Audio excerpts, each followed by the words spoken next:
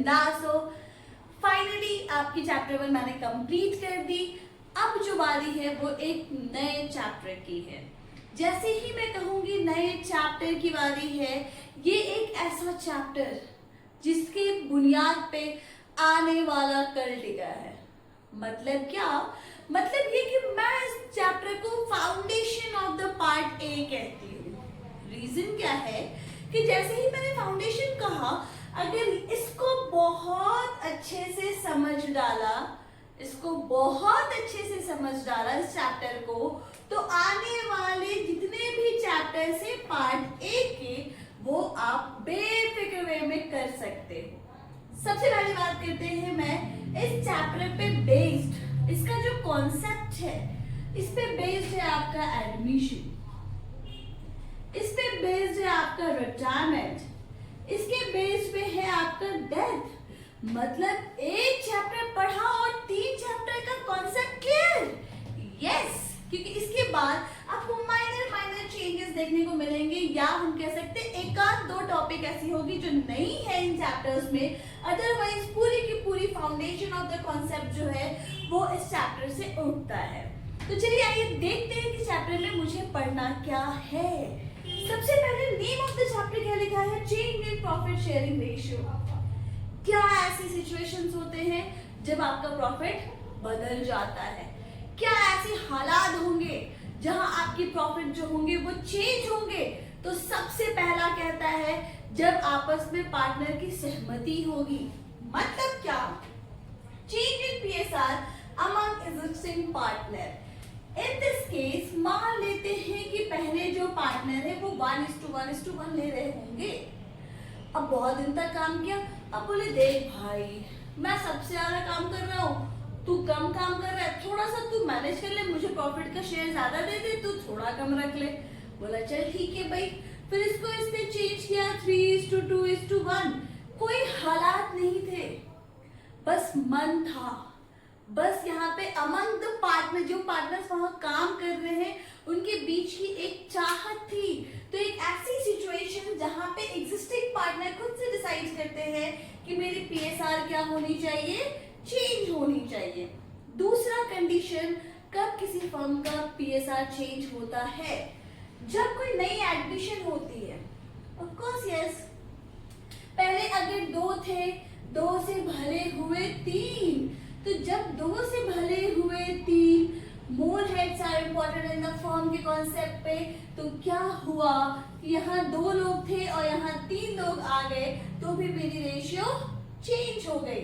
तो admission of partner भी एक ऐसी सिचुएशन है जहां मेरी रेशियो चेंज होती है। दूसरा कहता है रिटायरमेंट। यहाँ थे ठहरे 3 से हो गए 2, तब भी एक ऐसी सिचुएशन जहां आपका पीएसआर जो होगा वो हो जाएगा चेंज।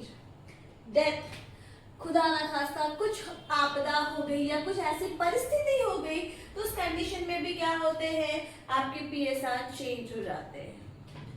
एक नई वर्ड, अमालगमेशन ऑफ 2 पार्टनरशिप। ये वही बात हो गई, आओ ना गले लगाओ ना। कहने का मतलब क्या है? 2 पार्टनरशिप आपस में मिल जाती है। मीन्स दैट अगर ए और बी एक बिस्किट फैक्ट्री चला रहे थे और सी और डी एक कुकीज बना रहे थे, दोनों का अलग अलग काम था। दोनों ने कहा कि काम तो मिलता जुलता ही है, क्यों ना इसको बड़े पैमाने पे और इसको फैलाया जाए, आपस में हाथ बढ़ाया जाए। तो जैसे ही अगर हम अमलगमेशन की बात करते हैं, मतलब इज इक्वल्स टू A:B:C:D, मतलब आपस में ये क्या लेके आए? भाईचारा लेके आए। तो इन दैट केस ये भी एक ऐसी सिचुएशन होती है जिसको हम कहते हैं चेंज इन पीएसआर। समझ आई बात? कि चेंज इन पीएसआर कहने का मतलब एक ऐसी सर्कमस्टांस है जहां पे आपकी प्रॉफिट शेयरिंग रेशियो बदलती है। क्या क्या कंडीशन था? सबसे पहला, changes among the existing partner. दूसरा क्या कहता है कि जब भी हम एडमिशन लेके आते हैं, नए हैंड्स को लेके आते हैं, तब भी मेरा पीएसआर चेंज होता है। तीसरी कंडीशन, जब रिटायरमेंट होती है तब भी मेरा पीएसआर चेंज होता है। फोर्थ कंडीशन, जब डेथ हुआ तब भी। And the fifth one is amalgamation भी होता है। एक ऐसी सिचुएशन जहां पे टू फॉर्म्स आपस में मिलते हैं तब भी मेरी पीएसआर चेंज होती है। ठीक है, अब देखो ये सारे कंडीशंस हुए, आना जाना, लोगों का मिलना जुलना लगा है। इसके बाद जो आपके जो टॉपिक है उसको बहुत बेहतरीन एग्जाम्पल से समझते हैं कि भाई इसके बाद आपको करना क्या है। ये तो एक थ्योरेटिकल नोट्स मैंने एक थोड़ा सा समराइज किया कि भाई आपको पीएसआर के चेंजेस के बारे में पढ़नी है। अब एक बहुत बेहतरीन से एग्जाम्पल से समझो कि इसके आगे पढ़ना क्या है। मैंने एक एग्जाम्पल के तौर पर एक छोटा सा एकदम सिचुएशन लिया है कि ए बी सी तीन पार्टनर है, 4:3:3:3 4:3:3। ठीक है, अब क्या बोला कि 1 अप्रैल से इन लोगों ने डिसाइड किया कि भाई अब हम सिचुएशन जो है वो चेंज करेंगे और हम इक्वल पे बांटेंगे आने वाले कल में। अभी जो है उसको हम क्या मानते हैं, ओल्ड रेशियो कितना 4:3:3। न्यू रेशियो आने वाला कल बोले तो न्यू रेशियो कितना हो गया 1:1:1। आप कोई भी एक फॉर्मूला उठा लेना, आपकी मर्जी, चाहे तो सैक्रिफाइसिंग चाहे तो गेनिंग। मैं यहाँ पे सैक्रिफाइसिंग दे रही हूँ, ज्यादातर हम लोग सैक्रिफाइसिंग ही कंसीडर करते हैं क्योंकि इससे आपको आसानी से गेनिंग भी पता चल जाता है, कैसे वो हम लोग देखते हैं। देखिए अब यहाँ पे क्या करेंगे, डिनोमिनेटर में क्या होता है सम ऑफ रेशियोज 4:3:3 4/10।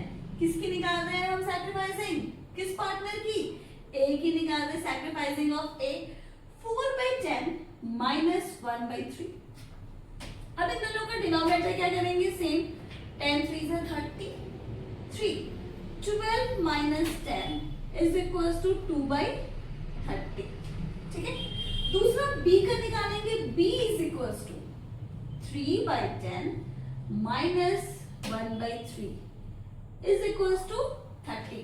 मैडम क्या काट पीट सकते हैं, ऐसे भी माइनस में काट पीट यहाँ नहीं कर सकते। माइनस के केस में हम क्या करते हैं, सीधा हम लोग डिनोमिनेटर निकालते हैं और फिर डिनोमिनेटर के क्या करते हैं एलसीएम लेते हैं और एलसीएम से फिर हम उसकी वैल्यूज को फाइंड आउट कर देते हैं। तो यहाँ पे कितना हो गया 9 - 10। ये क्या हुआ है भाई, ये क्या हुआ है, 9 - 10 = -1/30। चलो लिख लो -1/30। अब मैं बताऊंगी कि माइनस क्या इंडिकेट करता है।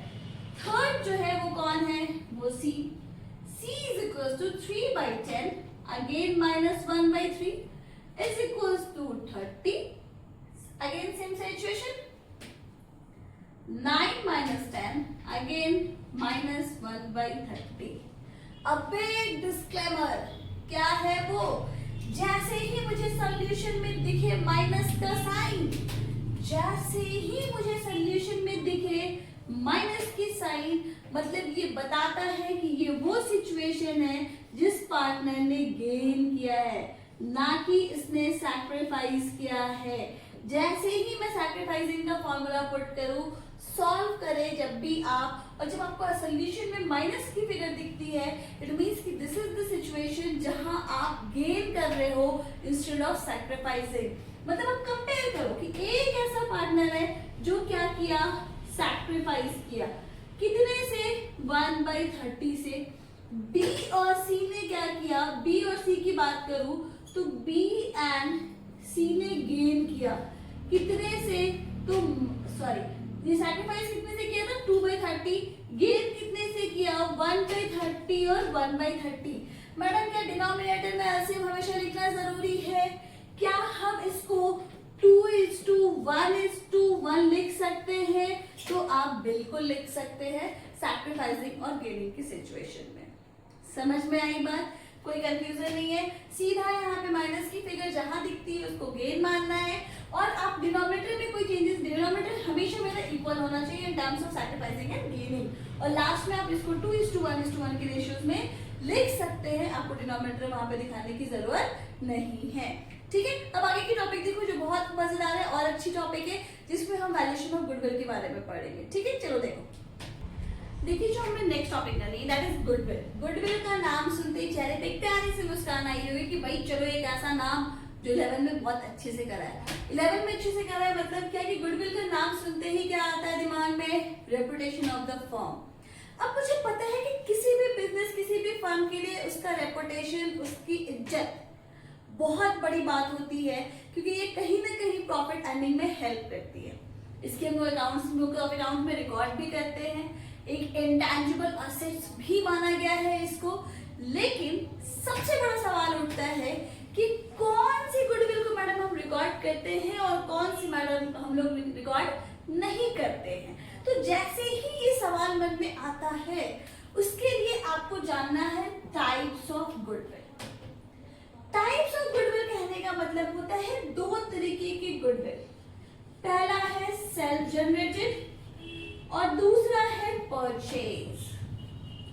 जैसे ही मैं सेल्फ जनरेटेड की बात करती हूँ और इसका मतलब क्या होता है कि आपने खुद से फॉर्म बनाया, खुद से मेहनत की, बहुत मेहनत की, 10 साल 20 साल दिया और तब जाके आपको एक ऐसी सिचुएशन मिली जहां लोग आपकी फर्म को नाम से पहचानते हैं। अगर कोई कहे कि आरके लिमिटेड कहाँ है तो बोलेंगे अरे हाँ ये तो मैं जान रहा हूँ। क्या रिलायंस रातों रात बन के खड़ी हो गई? क्या अमेज़न रातों रात खड़ी हो गई? नहीं, इसने जो लगातार मेहनत की, कंसिस्टेंसी, उसकी जो मेहनत की जो फल है, that is the part of the self generated. Means खुद से खड़ी की हुई इज्जत, that is the part of the self generated.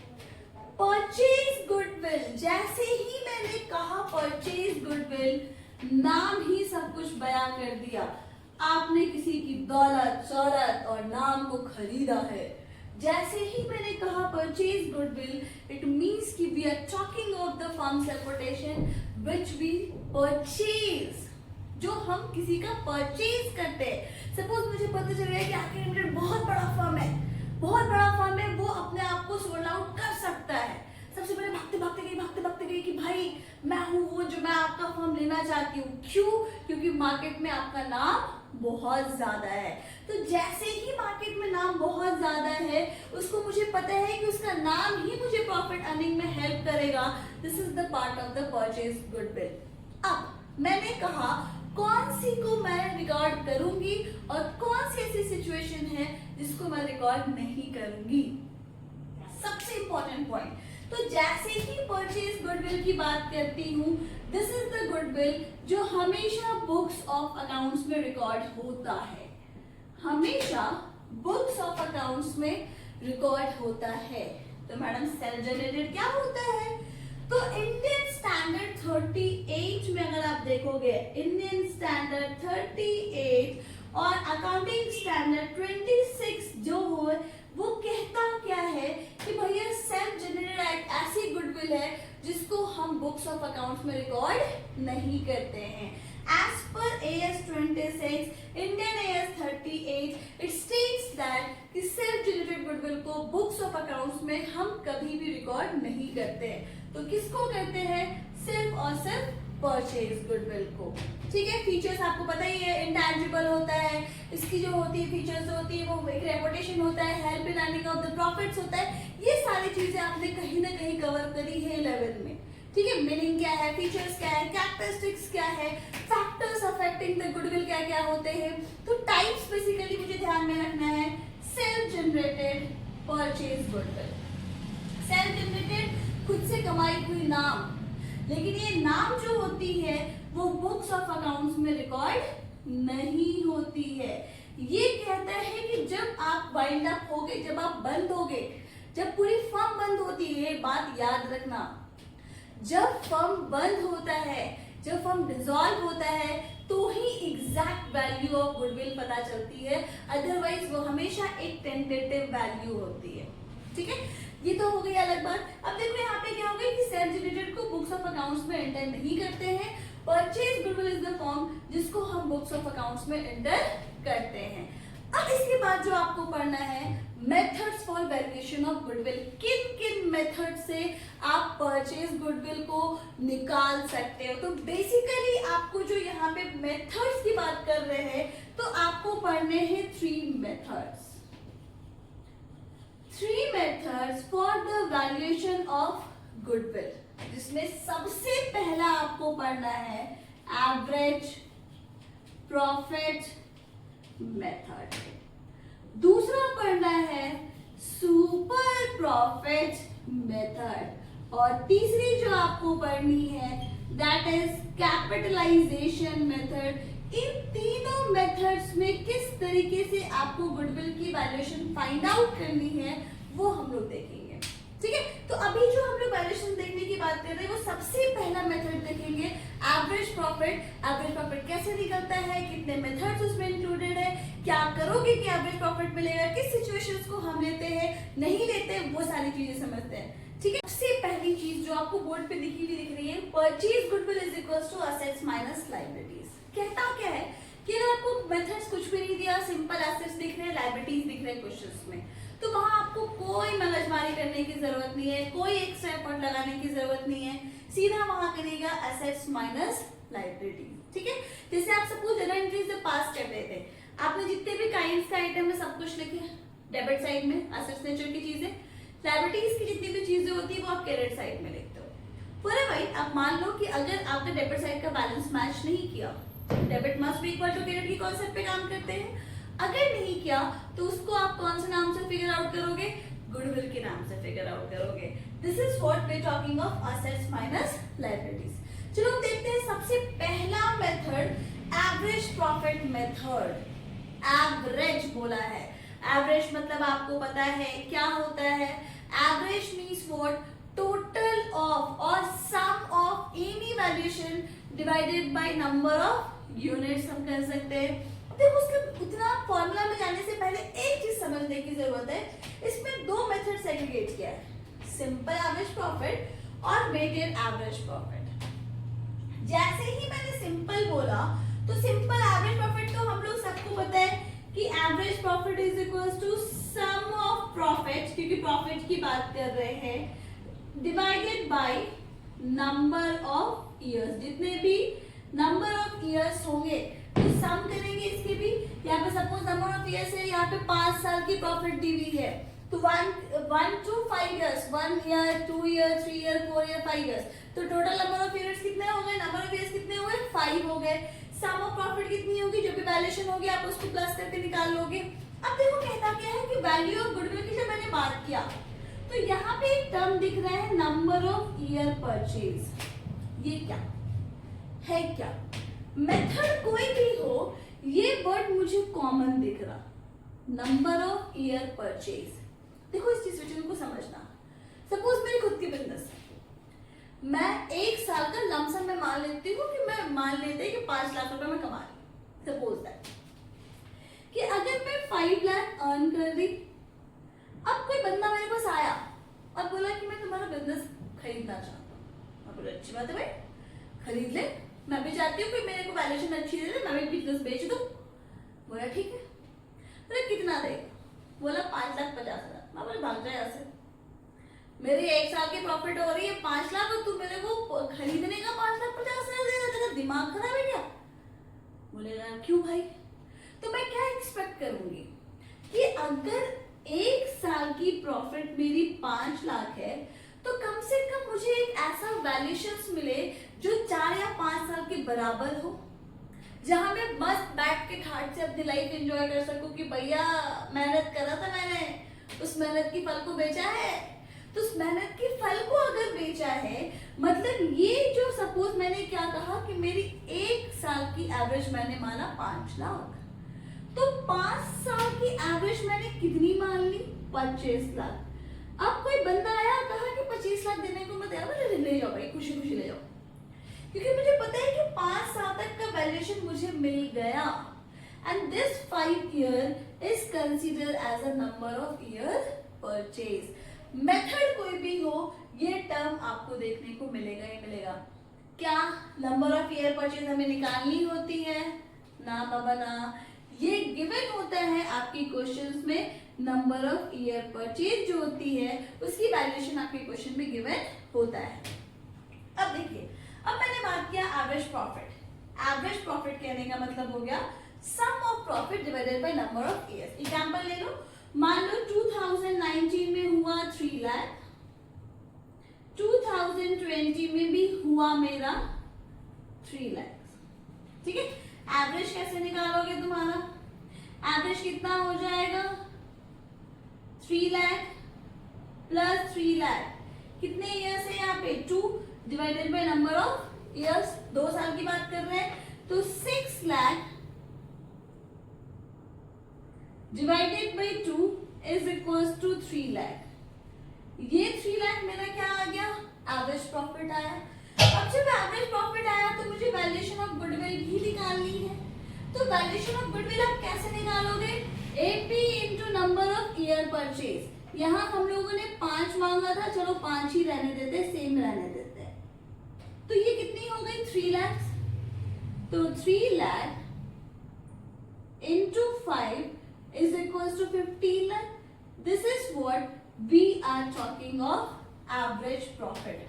ठीक है, एवरेज प्रॉफिट कौन सी प्रॉफिट, सिंपल एवरेज प्रॉफिट। इसमें एक सिचुएशन है जो हमें बहुत अच्छे से समझने की जरूरत है।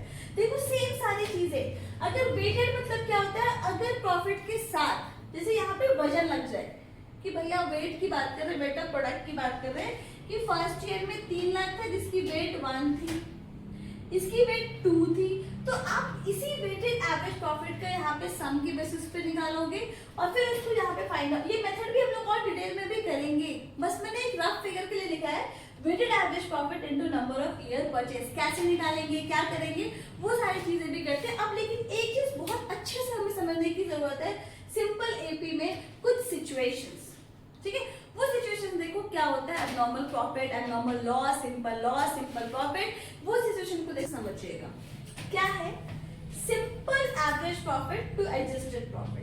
अभी हम लोगों ने सिंपल प्रॉफिट देखा था कि एक पर्टिकुलर ईयर दिया हुआ है, प्रॉफिट दिया हुआ है, सीधा प्लस किया, divided by number of years किया और फाइंड आउट कर लिया एवरेज प्रॉफिट। अब अगर मान लो उसके साथ एडजस्टमेंट्स होंगे, एडजस्टमेंट में दिखा आपको एबनॉर्मल लॉस करके वर्ड, मैडम ये एबनॉर्मल लॉस है क्या, पहले ये तो बताओ, प्लस माइनस तो बाद में बताना। एबनॉर्मल मतलब एबनॉर्मल जो नॉर्मल नहीं है, वैसी लॉस को हम कंसीडर कर रहे हैं। मान लो तुम रोड पे जा रहे हो और पॉकेट से पैसे गिर गए, क्या ये हमेशा होता है, नहीं, मतलब ये क्या हुआ, एक एबनॉर्मल सिचुएशन हुई। उसी तरीके से अगर loss by fire, loss by theft या कोई भी ऐसी अनहोनी जो फर्म में होती है जो मेरी रेगुलर पार्ट नहीं है, it is the part of abnormal loss. आप यदा कदा लग सकती है, कभी लग सकती है, तो क्या हम उसको हमेशा के लिए लॉस मान के बैठ जाएंगे, कभी नहीं। Same situation abnormal gain. मान लो तुम रोड पे गए और तुम्हें 10 लाख की गड्डी मिल गई, ओ भाई मजा आ गया सुन के, 10 लाख की गड्डी मिल गई। लेकिन 10 लाख की गड्डी मिलना क्या हमेशा होगा, क्या हमेशा तुम्हें 500 की भी नोट मिलती है क्या, नहीं मिलती।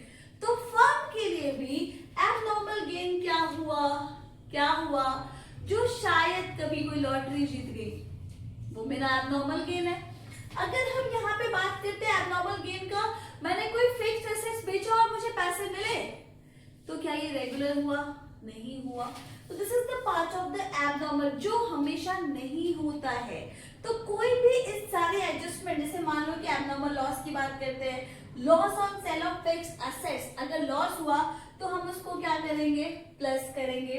Over valuation of opening stock, over valuation word के साथ, ओवर मतलब extra and above, under valuation of closing stock, ये भी मुझे एडजस्टमेंट्स में दिखेगा, तो हम क्या करेंगे, प्लस करेंगे। Non recurring expense, capital expenditure है लेकिन गलती से मैंने उसको ट्रीट कर दिया रेवेन्यू, तो उन सारी चीजों को भी मैं क्या करूंगी, उस पर्टिकुलर ईयर की प्रॉफिट में ऐड कर दूंगी। क्लियर। दूसरी सिचुएशन है लेस की। ये सारी सिचुएशन आप किस में ऐड करोगे, प्रॉफिट ऑफ द ईयर में, ठीक है। अब दूसरा यहाँ बोला कि अगर एबनॉर्मल गेन है तो क्या करेंगे, क्या हम उस गेन को गेन मान रहे हैं, नहीं मान रहे हैं, तो minus. Over valuation of closing रहा तो minus, under valuation of opening stock रही तब भी हम उसको माइनस करेंगे। नॉन रिकरिंग इनकम जो मेरा कभी होता नहीं है, शायद कभी हुआ हो, तब भी वो क्या होगा, माइनस।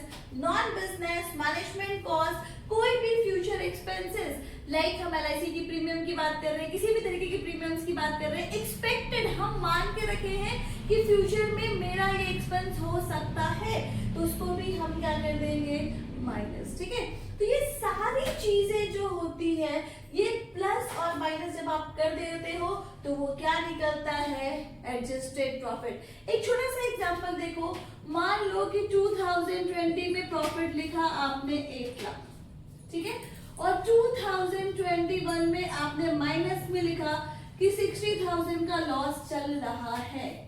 अब क्वेश्चन में ही बोल दिया कि एबनॉर्मल लॉस जो है वो 50,000 की है और एबनॉर्मल प्रॉफिट जो है वो 30,000 की है, ठीक है। अब क्लियर बोला है क्या? हाँ बोला।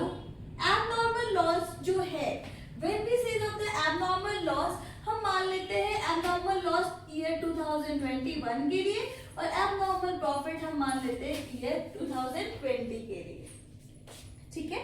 अब मैंने क्या कहा कि प्रॉफिट में से जिस भी ईयर की प्रॉफिट से रिलेटेड एडजस्टेड गया है उसको हम माइनस करेंगे। 2020 में मुझे एबनॉर्मल प्रॉफिट कितने का दिख रहा है, 30,000। तो जैसे ही मैंने कहा एबनॉर्मल प्रॉफिट प्लस होता है या minus, abnormal plus profit, profit को क्या हम कंसीडर करेंगे, प्रॉफिट नहीं करेंगे, तो इस केस पे हम उसको क्या करेंगे, माइनस। तो 1 लाख माइनस 30,000।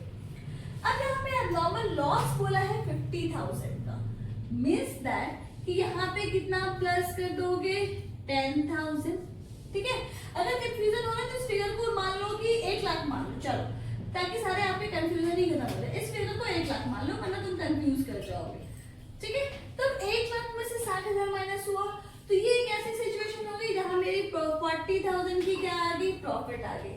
अब जब तुम एवरेज प्रॉफिट निकालोगे तो कौन सी प्रॉफिट लेंगे, मैडम 1 लाख लेंगे या माइनस करके जो वैल्यू आया उसको लेंगे, माइनस करके जो वैल्यू आई उसको लेंगे। Means that 70,000 plus 40,000 divided by 2, 1 lakh कितना, 1,10,000 को 2 से डिवाइड कर दोगे, ठीक है।